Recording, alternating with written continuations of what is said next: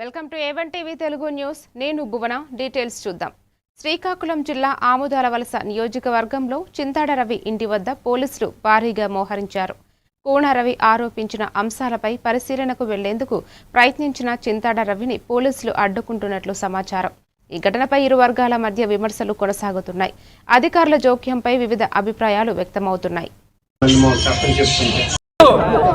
ఏదైతే వైఎస్ఆర్ కాంగ్రెస్ పార్టీ ఆమ్దాల వలస నియోజకవర్గం పిలుపునిచ్చిందో,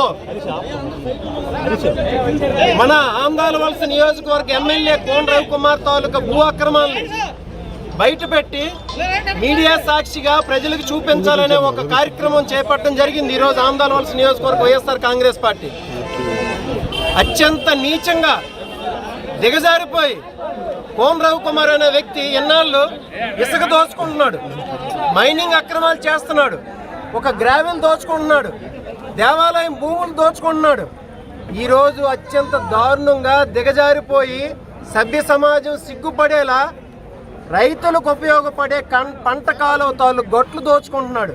ఇంకంతకన్నా దిగజారిపోయినటువంటి మనిషి ఎక్కడైనా ఉంటాడా? తెలుగుదేశం పార్టీ కార్యకర్తలు నాయకులు కూడా ఆలోచించాల్సినటువంటి అవసరం. కాలువ గట్లు దోచుకున్నటువంటి నీచమైన సంస్కృతి, కాలువ గట్లు దోచుకున్నటువంటి దిగజారిపోయినటువంటి వ్యక్తి కోన రవికుమార్. ఆపకపోతే, నీ కన్స్ట్రక్షన్ ఆపకపోతే మేము భవిష్యత్తులో కూడా దాన్ని ఆపి ప్రజలకు చూపిస్తామని కూడా నేను తెలియజేస్తున్నాను. ఇక్కడికి విచ్చేసినటువంటి ఈరోజు కూడా నేను చెప్తున్నాను, ఈరోజు పోలీస్ వ్యవస్థపై ఉన్నటువంటి గౌరవంతోన, ప్రజాస్వామ్యం మీద ఉన్నటువంటి గౌరవంతో మేము ఈరోజు నమ్మకంతో మేము ఉన్నాం. కోర్టుకు కూడా వెళ్తాం, ప్రజలకు అది చూపిస్తాం. ప్రజలనే అంత న్యాయ నిర్ణేతలు కాబట్టి ప్రజల ద్వారా మేము ఆ నిర్ణయం తీసుకుంటాం తెలియజేస్తూ, ఇక్కడికి అందరూ చాలామంది రైతులు ఇచ్చేశారు, యువకులు ఇచ్చేశారు, మా పార్టీ కార్యకర్తలు నాయకులు అందరూ ఇచ్చేశారు.